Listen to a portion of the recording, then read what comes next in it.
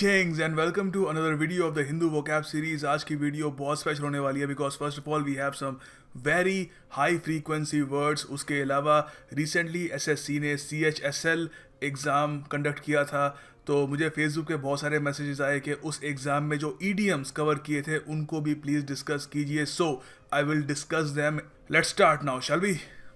देखिए, आज का पहला शब्द है लाइब्रेरिंथ.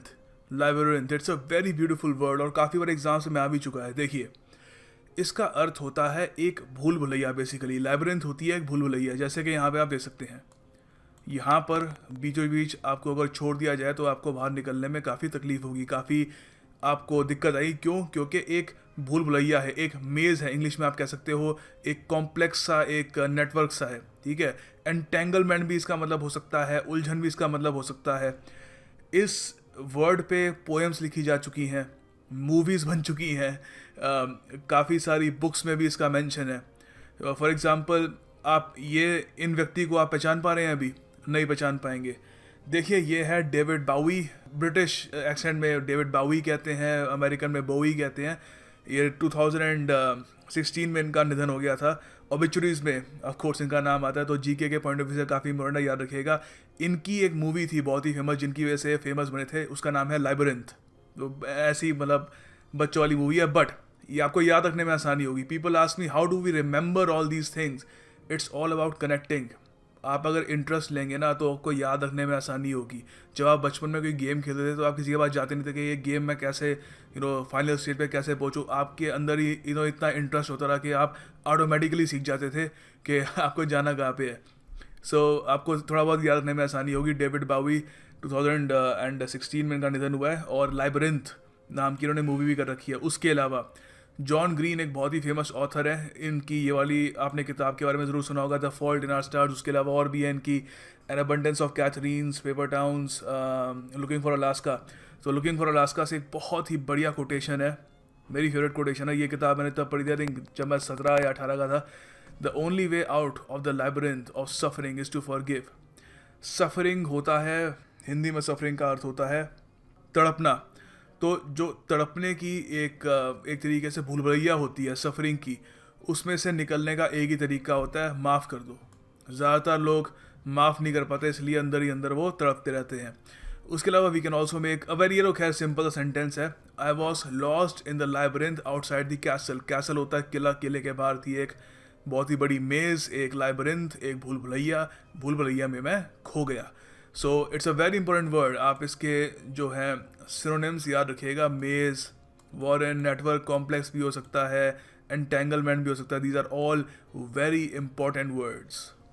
All right, this is the next word. बहुत ही क्लासी शब्द है, बहुत बहुत बढ़िया शब्द है. देखिए, स्काई को अगर आप थोड़े से आप थोड़ा फैंसी वे में कहना चाहते हैं, ठीक है, आप दिखाना चाहते हैं कि आपकी वोकैब में बहुत दम है, तो आप आकाश को फर्मामेंट भी कह सकते हैं. तो फर्मामेंट का मतलब है sky, heaven, skyline basically. तो द हिंदू में इसको यूज़ किया है, बहुत ही अच्छे ढंग से यूज़ किया है. बहुत ही बढ़िया राइटर है, बहुत अच्छे ढंग से इन्होंने यूज़ किया है. Powerful leaders have always mattered in the firmament of Dravidian politics. देखिए, तो इन्होंने कहा है कि द्रविडियन पॉलिटिक्स का अपने आप में एक आकाश है. उस आकाश में पावरफुल लीडर, जो ताकतवर नेता होते हैं, उनकी महत्वता हमेशा रही है. ठीक है, तो यहाँ पे थोड़े और सेंटेंस है, इतने भारी तो नहीं है जैसे ये वाला है. थोड़ा मैंने सिंपल सेंटेंस बनाया ताकि आसानी हो समझने में. You can say it was apparent from the gloomy clouds in the firmament that a horrible storm was approaching. Gloomy होता है डार्क सा. तो जब काले बादल आ रहे हो, फर्मामेंट में आपको दिख रहे हो, आकाश में दिख रहे हो, तो सीधी सी बात है, आपको पता है कि स्टॉर्म आने वाला है. दूसरा ये भी एक सेंटेंस बन सकता है, she look like an angel who had just descended from the firmament. Descended मतलब नीचे उतरी है. तो ऐसे लग रही थी जैसे कोई परी हो जो आकाश से, स्काई लाइन से, हेवन से उतरी है, जैसे यहाँ पे इस फोटो में आप देख पा रहे होंगे. तो फर्मामेंट का उल्टा क्या होगा, एंटोनिम क्या होगा? हेल. वैसे पूछेंगे तो नहीं, बट स्टिल हेल ही होगा इसका. ठीक है, since we are talking about the sky और हेवन, तो इसका जो उल्टा होगा वो होगा हेल. देखिए, अगला शब्द है एक्यूमेन. एक्यूमेन, देखिए, इसका अर्थ होता है अवेयरनेस, शूडनेस, शार्पनेस, क्लेवरनेस. आप कह सकते हो चतुरता भी कह सकते हो, सूझबूझ. तो यहाँ पे द हिंदू में यूज़ कर रहे हैं such as the Congress and the BJP over the past 5 decades demonstrates a political acumen. अच्छा, यहाँ पे political acumen की बात कर रहे हैं, मतलब political सूझबूझ, political awareness.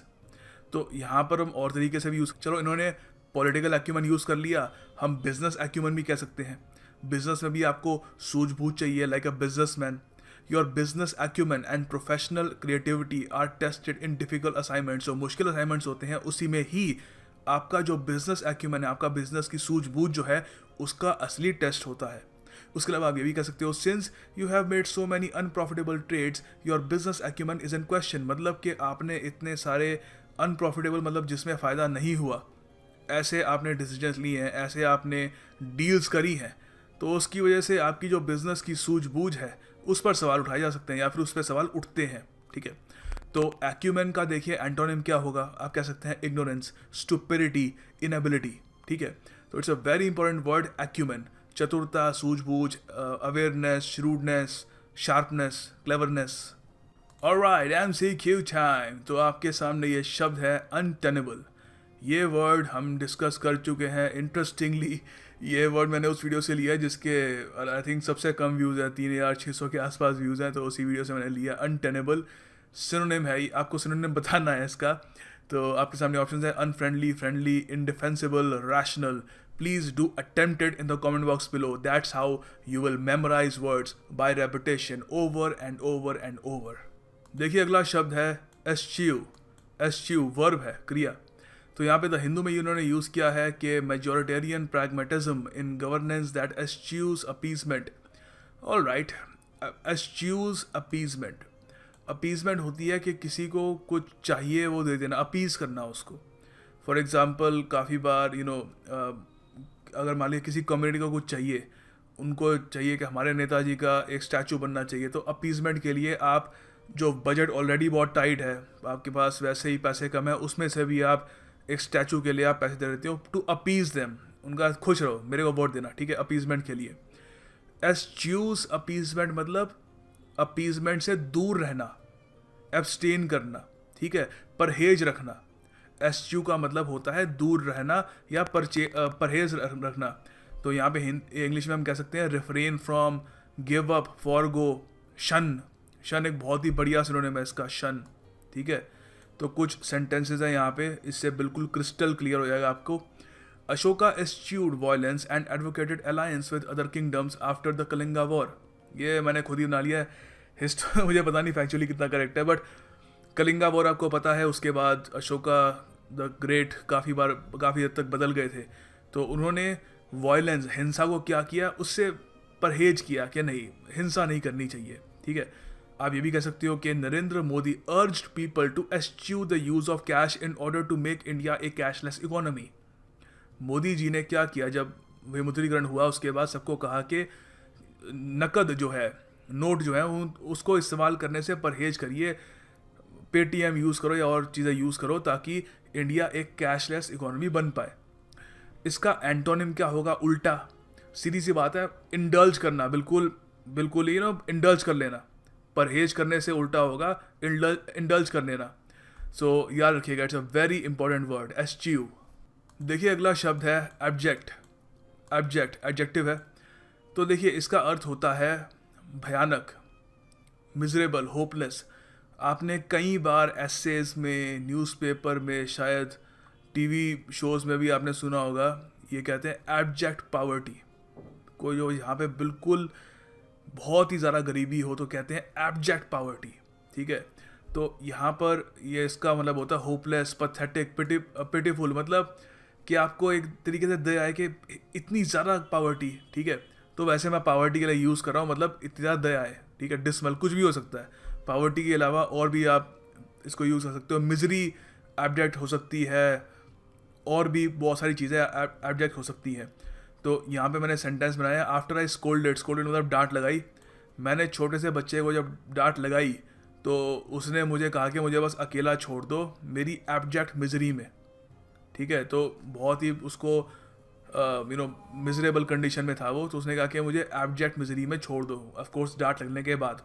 उसके अलावा आप ये भी कह सकते हो, foreigners tend to focus on the abject misery and poverty of India rather than its rich cultural heritage. तो ये आपने खुद देखा होगा, फॉरेनर जब इंडिया आते हैं ज़्यादातर वो चाहते हैं कि जो इंडिया की एब्जेक्ट पावर्टी है उस पर वो ध्यान दे, ना कि जो हमारी कल्चरल हेरिटेज है उस पर। तो एब्जेक्ट का जो एंटोनिम होगा, इट्स क्वाइट इंपॉर्टेंट, एंटोनिम जो होगा इसका वो होगा एक्सेलेंट, कमेंडेबल, एक्सेल्ड, प्राउड। आगे देखिए आपके लिए एक फ्रेज है स्कॉट फ्री। स्कॉट फ्री बहुत बार न्यूज़पेपर्स में यूज़ होता है, ये न्यूज़ चैनल्स में बहुत बार यूज़ करते हैं। तो देखिए इसका अर्थ होता है to get away with something without being punished, बिना सज़ा के, अनपनिश्ड, किसी चीज़ किसी कहीं से आप मतलब बच के निकल जाओ, तो मतलब you got away scot free. तो यहाँ पे कुछ सेंटेंसेस हैं जो अमेरिकन इलेक्शन जो हुए रिसेंटली वो अच्छे जो फॉलो कर रहे थे, I think they will be able to understand it quite well. Hillary Clinton will get away scot-free even though the evidence suggests that she committed treason by using a private server. Hillary Clinton देखिए through out the election जब democratic party की nominee Hillary Clinton और Republican party के nominee Donald Trump के बीच में finally जो president की post के लिए जब जंग चल रही थी, तो काफ़ी जो क्रिटिक्स हैं हिलरी क्लिंटन के, उन्होंने कहा कि उन्होंने प्राइवेट सर्वर यूज़ किया था जिसकी वजह से काफ़ी सारे उनके ईमेल जो हैं वो हैक भी हो गए थे, लीक भी हो गए थे। तो उस चीज़ को वो ट्रीज़न की श्रेणी में डालते हैं। ट्रीज़न मतलब राष्ट्रद्रोह, ठीक है, तो इस श्रेणी में डालते हैं। अब यहाँ पे मैं ट्रीज़न यूज़ कर रहा हूँ, ट्रेचरी यूज़ नहीं कर रहा। ट्रेचरी क्या होती है, जो बिल क्लिंटन ने मोनिका लेविंस्की के साथ की थी, दैट वॉज ट्रेचरी, वो ट्रीज़न नहीं था। ट्रीज़न ये है राष्ट्रद्रोह। तो मगर हालांकि एविडेंस तो ये सजेस्ट करता है कि उन्होंने कानून तोड़ा और ट्रीज़न की श्रेणी में आता है जो उन्होंने किया, मगर लगता है कि she will get away scot free, बिना किसी सज़ा के वो बच निकलेंगी। आप ये भी कह सकते हो, if you don't have stringent anti corruption laws in our country the corrupt politicians will go scot free. ठीक है, सिंपल सेंटेंस है। अगर हमारे पास स्ट्रिंजेंट एंटी करप्शन लॉज नहीं होंगे तो जो करप्ट पॉलिटिशियंस हैं वो तो बस बिना सज़ा के बच जाएंगे। आप ये भी कह सकते हो कि वाह काफ़ी कॉन्ट्रोवर्शियल सेंटेंस है, forgive me if I hurt any sentiments, everyone knew भाई was driving the car but he still got scot free. कोई भी भाई हो सकता है, गैंगस्टर वगैरह, I am not pointing at anyone, not suggesting anything, कोई भी भाई हो सकता है, it could be a gangster. सब लोग जानते थे कि भाई कार ड्राइव कर रहे थे but he still got away scot free. आगे देखिए आपके लिए ये एक वर्ड है डिलिबरेटली। डिलिबरेटली ये भी हम डिस्कस कर चुके हैं during this entire Hindu vocab series. मैं सोच रहा हूँ इसको एक एक्रोनिम दे दूँ, the Hindu vocab series, THVS। Does it sound cool? Does it? बताना कमेंट बॉक्स में। एनीवे सो आपको बताना है कि डिलिबरेटली का सिनोनिम क्या होगा। आपके सामने ऑप्शंस है, please do attempt this question in the comment box below. Answers आपको PDF में मिल जाएंगे। टंग इन चीक, ये भी देखिए CHSL के एग्जाम में आया था, SSC के, so it's quite important as well. उसके अलावा और जगह भी बैंक एग्जाम्स में भी आता रहता है ओकेजनली।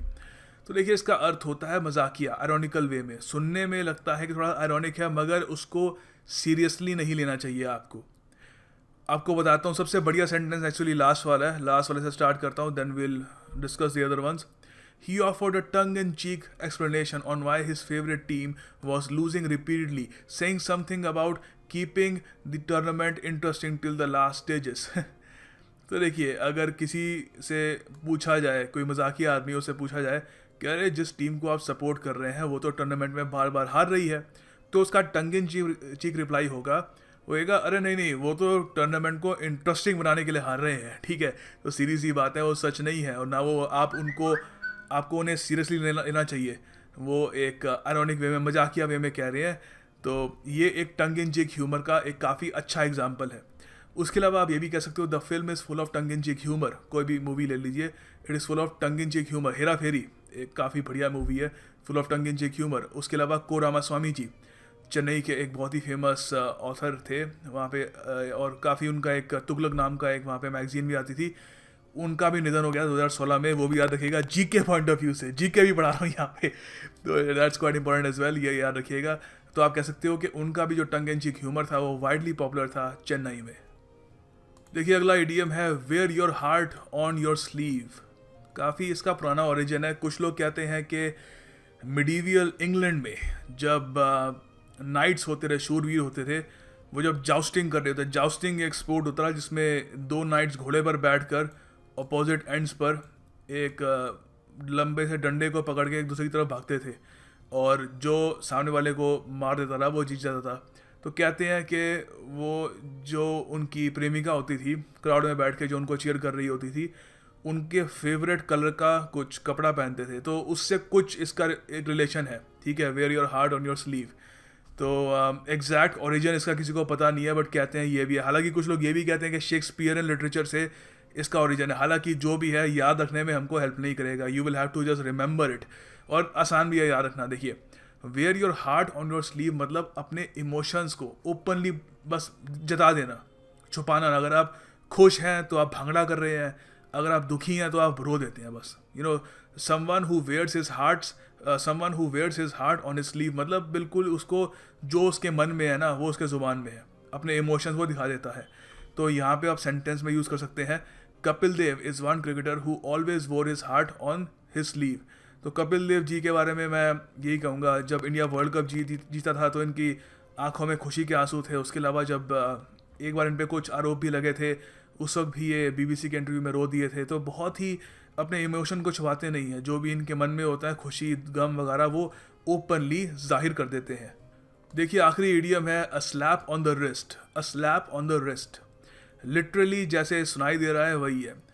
देखिए, रिस्ट पे आपको कोई स्लैप मारे तो क्या वो एक बड़ी पनिशमेंट है? क्या एक ज़माने में स्कूल में थी, मगर क्या आज की डेट में अगर कोई कानून तोड़ता है तो उसको बस वहाँ पे ऐसे मारे तो क्या एक बड़ी पनिशमेंट है वो? आप कहोगे ऑफ कोर्स नहीं है, ये तो एक हल्का दंड है। और जी हाँ, इसका अर्थ भी यही है। अ स्लैप ऑन द रिस्ट मतलब हल्का दंड, a small punishment when a more severe punishment is deserved. एक छोटा हल्का दंड देना जब एक बड़ी पनिशमेंट डिजर्व करता है एक आदमी, खासकर एक डिजर्व करता हो तो यहाँ पे ज़्यादा यूज़ होता है।